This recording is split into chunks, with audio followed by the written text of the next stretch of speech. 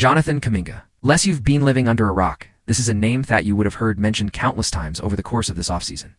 Whether it has been about a potential signing trade with teams like the Kings and the Suns, or whether it has been about a questionable extension with Warriors. If you've paid any attention to this NBA offseason, then you would have heard Jonathan Kuminga's name countless times. But what you might not have heard quite as much is about Jonathan Kuminga's on-court performance, and more importantly, how good is Jonathan Kuminga actually? Well, if you were to watch his highlights, you might think he's one of the greatest players off all-time.com and gah. Oh wow, there's a stocking stuffer right there. Because if there's one thing you could never question about Kuminga, it is his athleticism. In a league with the best athletes in the world, Kuminga is one off the best of the best. I mean, it's really about being off Kuminga, playing charter, power, speed, strength, agility. Yahiv, the most talked about athletes buying the Thompson twins. Currently, well, Jonathan Kuminga was that before he entered the league, and he's still a stat kind of athlete. He's that special, and naturally when you have that level off power and explosiveness, it means you are always going to be a threat getting towed the rim. Just watch him here, where Steph sets the screen, which Christie handles quite well. But what he doesn't handle is the bump to the chest from Kuminga before he just throws it down. We're here against Tyus Jones, who ice a clear mismatch. Watch JK just body him all the way to the rim. But what's more impressive is even with KD coming over to help, he still has the concentration strength to finish. And it's not just power either. Look at him here bringing the ball up the floor with Ingram in front of him. Look at the Logathur and the little step around in Graham for the finish. And this is what is impressive about JK because obviously heck can dunk on anyone when he gets ahead off steam, but at the pace he attacks, Hestel has pretty soft touch around Theorem. He's just capable of getting to through him when he wants. This is what he does. He lives in the paint with over 60% of his shots, being within 10 feet over the last 2 years. That's in addition to averaging 5 free throw attempts per game last year, in just 24 minutes, which would have been 7.5 per 36. You can question certain things about Jonathan Kuminga's game, which we will talk about, but there is zero question about his ability to get downhill in transition. Handoffs, even as a screener. He will pressure the rim, and he will also take some bodies with him. And when you look at Kuminga's numbers in general, 15 points a game the last 2 years, a DePan efficiency last year, but not terribly inefficient, and doing all off this in 25 minutes a game. It's not to mention what he did in the playoffs bows after. Receiving DNPs in the Rockets and the Wolves series once Steph Curry got injured, the Warriors needed Simeone to step up as a scoring option. Everyone thought it would be Jimmy Butler who was still solid. But it was Jonathan Kuminga who led the scoring after. Steph got injured, averaging 24 points a game his last 4 matches against the Wolves with no Steph Curry help. It's pretty limited support in Gonsiv cast.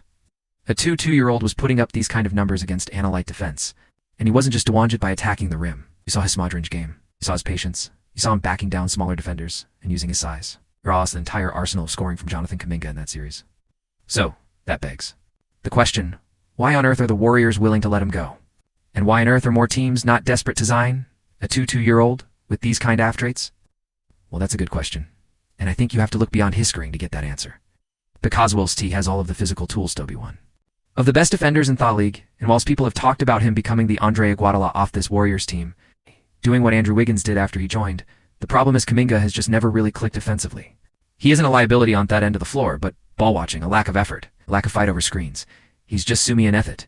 Clearly doesn't take the defensive side of the floor as seriously as he does his scoring.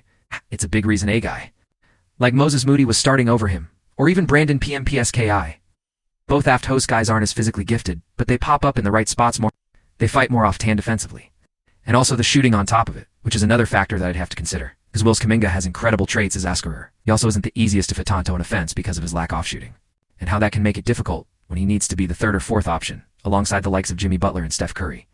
Now, when it needs to become the first option, like we saw in the Wolves series, well, you can see him do a lot of things, but reality is the NBA is built around 10 to 15 superstars. The next 20 best players are all-star. And after that, everyone else needs to fit in. Right now, Jonathan Kuminga is not good in auto. Get all-star opportunity to get an all-star role. So, what he has to do is fit in. But when you're not a gratuiter, when you are not a great playmaker, when you are not a great defender, it makes it more difficult for him to fit in. And whilst he has all off the ability to be better at all of those things, when you are playing on a team with Steph Curry and Jimmy Butler, you just have to be at that level mentally and physically. And one of those things that I just mentioned is his playmaking. This might be even holding him back more on the shooting, and it's not about him becoming a point forward. He doesn't need to be that. It's about him missing simple reads within the flow of the offense. Just take this play, for example, where JK has DiVincenzo on him, which is a good matchup, but watch. GP2 flash Anthier is a good second of time where Hayes wide open, which would have created a wound one opportunity. And K just misses it before going for a hook and missing set shot. And obviously he's capable of scoring there. This is not a bad match. It's Dante DiVincenzo. But the idea of basketball and what makes players great players is turning a good shot into a great shot. Kuminga seems to only really be able to do that for himself, and no Evan all the time either. And that is the problem. And this is why Jonathan Kuminga is so polarizing. This is why some Warriors fans will tell you he is terrible. And all of his good traits will be why some Warriors fans tell you as a future superstar that you should trade. And the reality is, well, I guess it lies somewhere in between, as we saw when he was receiving dubs at times, and then came out and averaged 25 points a game against Analyte defense. Kuminga has the traits Tobe, a great scorer. Is the traits Tobe, a great defensive player? Even if he doesn't become a great shooter or a great playmaker. Those two traits alone would make him a very, very valuable player. But the question is more so about how he can fit in on a team when is not the focal point. Because he's not going to get more touches than Steph Curry and Jimmy Butler. What can you do as the third or fourth option to help your team win without hijacking the offense? And this is why guys like Oganobi and Mikal Bridges get paid so much because they have mastered that ability. Cam Johnson. All of these guys who are definitely not as physically gifted or maybe just not as talented as Jonathan Kuminga. But they found a role, and they found a way to succeed in that role consistently. Which Kuminga needs to find if he wants to get paid the amount of money he wants. Or the other solution is him just turning into a superstar. Which, I mean, I guess it's possible.